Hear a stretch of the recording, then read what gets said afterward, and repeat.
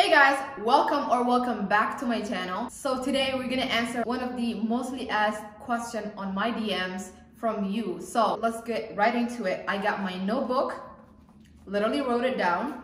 Let's get into it. So the question is how to stay motivated to work out. How can somebody stay motivated to work out on a weekly basis and maintain that? So that's what we're gonna answer today, and I have 5 ways that I think in my experience helped me, and I hope it helps you as well.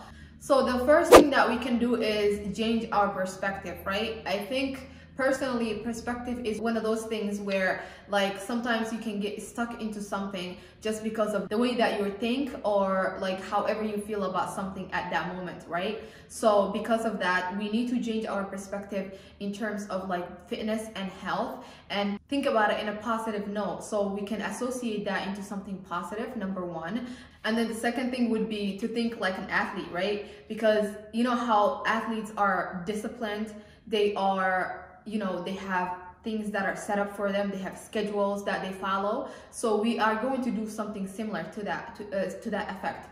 And because of it, I wanted to include perspective at least into this conversation today. So how can you actually think like an athlete, or how can you make your perspective change from you being a regular person to thinking like you are an actual athlete and you're training for, you know, a game or whatever, an event or something, right? Within that, what we can do is we can prioritize actually our schedule. For example, let's say you leave work at 5 p.m.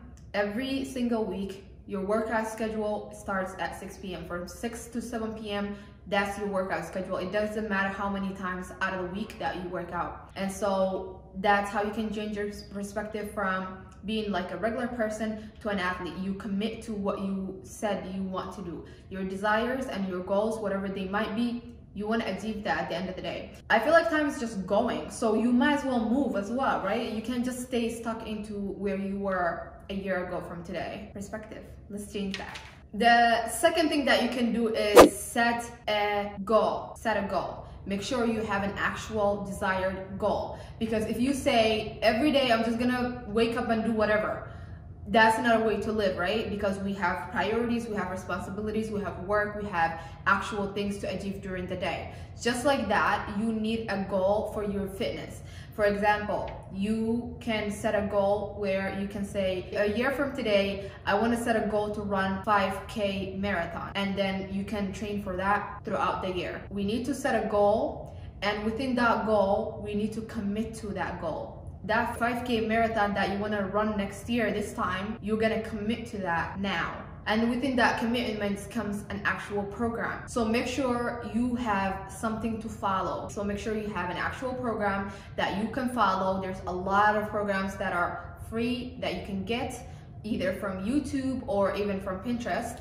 And you can follow those programs to guide you for that moment. But I think investing into an actual personal trainer or an actual program that's gonna help you achieve or reach your desired goal, that is actually, there's nothing better than that. So make sure you invest in yourself, make sure you invest in your health and wellness. Number 3, schedule your workouts at the same time each time. Schedule your actual workout sessions at the same time each day that you are working out. For example, if you're working out Monday, Wednesday, Friday, make sure Monday you go start working out at 6 o'clock till 7, and then Wednesday do the same time 6 to 7, and Friday do the same time 6 to 7. I think that's a lot more easier, especially in our brain, to get used to that routine and slowly get committed to that desired goal that we want to achieve. So make sure you kind of go through things like that, slowly committing to something, having a program that's going to get you there, and having an actual set schedule that's gonna take you to where you want it to go.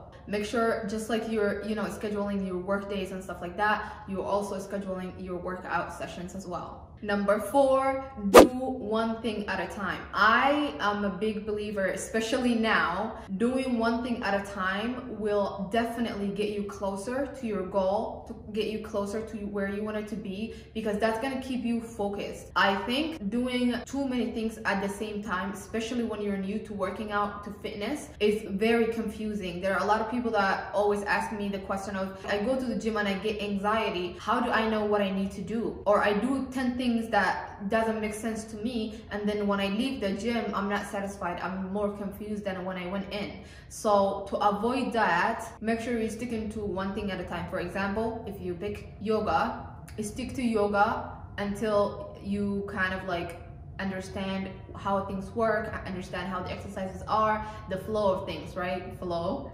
But also, if you get into resistant training, make sure you understand form. So prioritize your form, and then get into, you know, lifting actual weights, get into machines, see how things move, how they work. At the beginning, focus on form, and then focus on mind-muscle connection, and then focus on lifting the actual weights in a proper way, and then you can focus on getting into heavy weights and stuff like that, and then you can focus on phasing out your programs like I do right now. Focusing one thing at a time helps you understand things a lot more easier than if you did 10 things today and then now you're like, you have 10 different questions, rather than having one question or maybe 10 questions about one thing and then kind of mastering that slowly.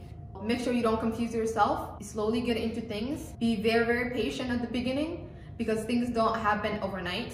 You can get to where you want it to be in the long term. And number 5, reach out. Reach out to people, ask for help. Don't be scared, don't be shy. I am pretty sure there's a lot of people in the gym that are willing to help you more than they're, you know, willing to bash you or like make fun of you. For example, if you're in the gym and you ask help for me, I literally will put down my weights to help somebody else. And I've seen a lot of people in the gym also do the same thing. So ask for help.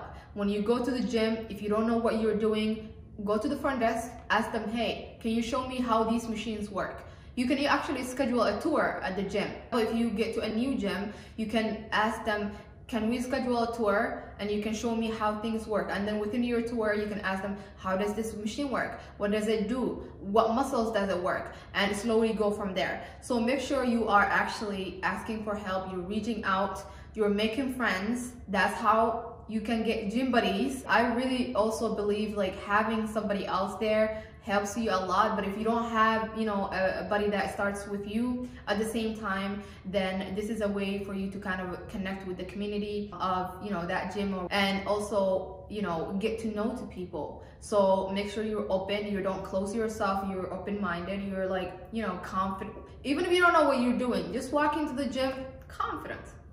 You know, that on its own actually makes a lot of difference. So I hope this is very, very easy one today, but I hope this helps you guys. If this video was informative for you, make sure you hit that like button so more people can actually find this video as well, that might have the same question. If you have any other questions, you guys let me know in the comments below. And you guys can always find me on Instagram on a daily basis, where you can maybe even find more, you know, of this information over there when I either go live or answer stories. So I hope to see you on my next video.